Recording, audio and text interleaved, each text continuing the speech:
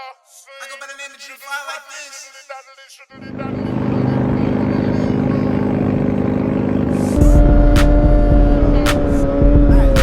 She got a nigga like ass fat like walk him down like pack loud like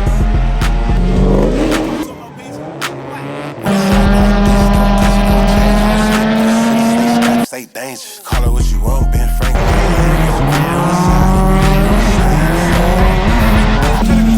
Fuck something. Put your hands on that table, don't break, baby. Do it with no hands, she ain't even gotta touch nothing. I'm tryna make the bitch leave, but she keep coming. Chop her ass, chop it down, yeah, I'm on that.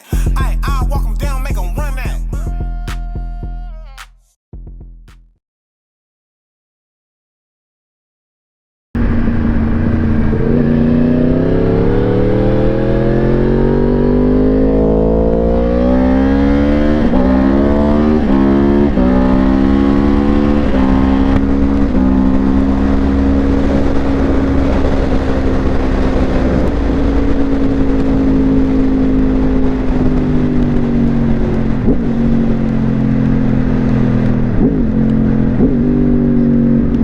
All right, GP shift, 10 seconds or less. Push that down, that shifts that up. We want to invert that.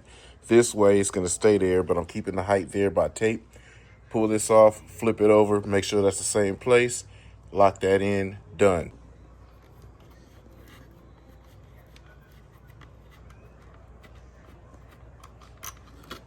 Essentially, I pull that off, the shifter would move, but I want to keep the shifter at the same height. It's going to be easier to adjust as I pull it off like this.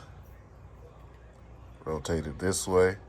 Bingo. And that's exactly where it needs to be for that to stay right where it needs to be so that my boot isn't going to be affected. I don't have to do any adjusting. GP shifting is done.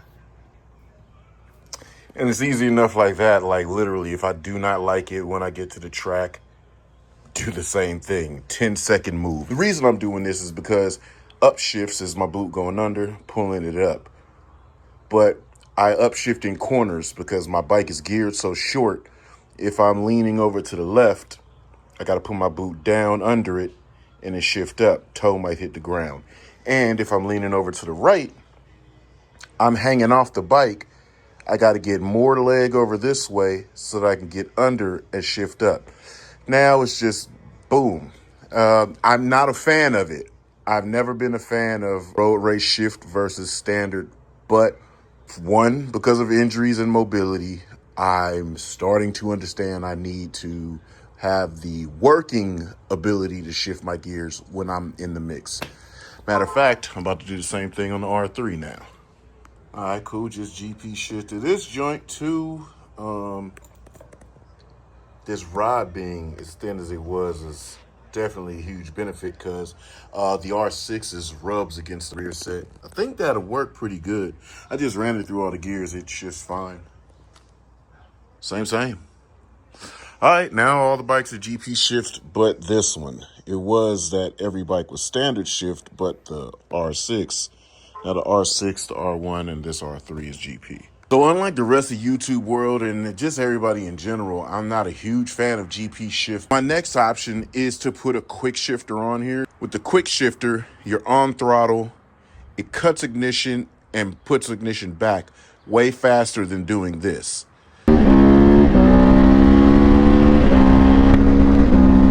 Trying to stay old school analog, as old school analog as I can go. As I get better, I'll probably want a quick shifter because once I start to get really, really aggressive with the use of this bike, getting more out of it is what I'll be searching for, not getting more power.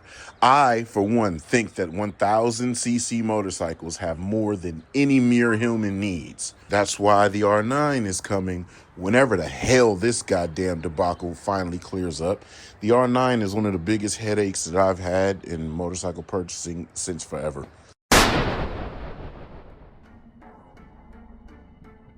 Ride it out or trailer it? Trailer it. Yeah, I would never in my life. Okay. Like I would want to, but I don't want to be the responsible for You'll be that guy here. All right, here she is. First things first, let's just make sure that there's no damage on the bike. If you see anything, let me know. So it's a brand new bike. You shouldn't have it, but some bikes. Yeah, I mean, I know stuff, so. I know stuff happens. Yeah. Transport. Yeah. I don't see nothing. Yeah, so far it's pretty clean. I just wax it up a little bit, make it go. It was a little bit dirty, but shine it up a little bit. Yeah, I'm assuming you guys have to do your little drive inspection. Yeah, for every bike that we get, like all the fluids are already in there, oil, coolant, stuff like that's already in there. Yeah. But they still double check it, tire pressure, and then put gas, and then the batteries. So Okay. the batteries. How's the...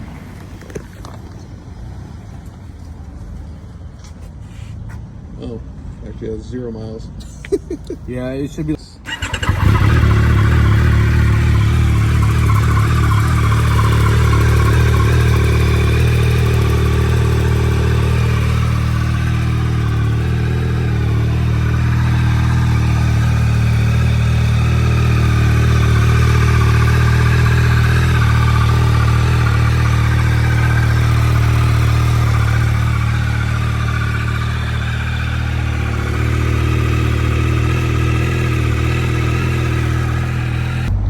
Alright, bike is strapped down.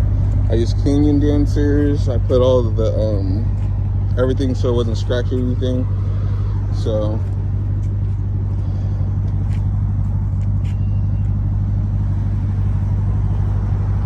yeah, just so it wasn't scratching anything on the bike. Even though I think this is a cover, but that's pretty fucking cool. A Yamaha OEM cover. But yeah, the bike is loaded up.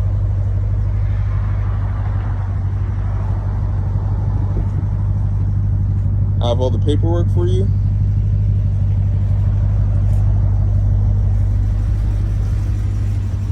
All the paperwork, 2 keys, little toolkit, the registration stuff, all that stuff in there. But yeah, the only thing I saw was that, and that's just like dirt. But like, there was nothing else I saw. Everything else looked pretty good. So, yeah. These videos like the greatest race cars in every race, volumes 1 and 2. After the 94 season, one of the key regulations for the GT1 class was defined electric car numbers. Post 1994, the FIA approved GT1.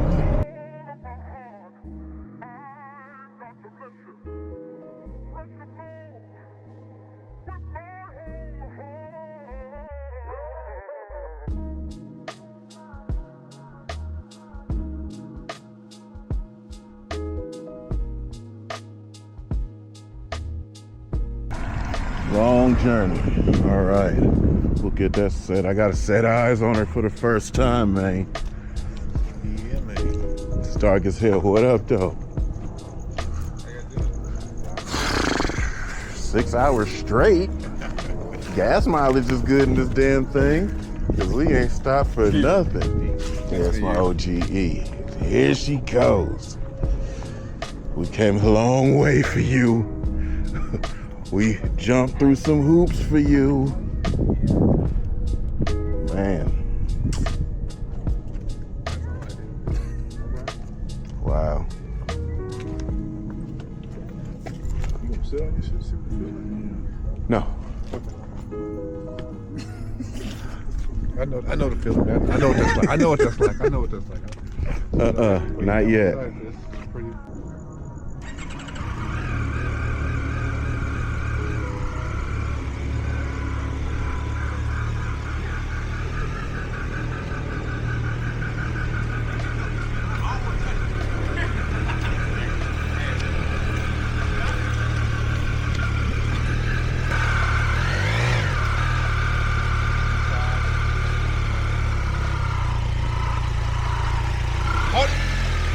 I was just about to slow down. You extra hype.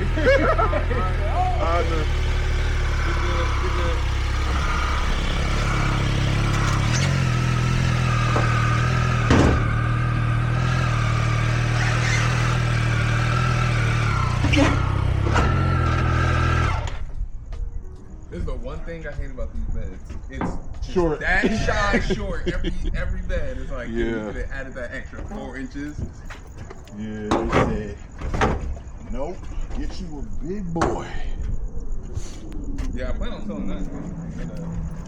I'm gonna go to a Chevy.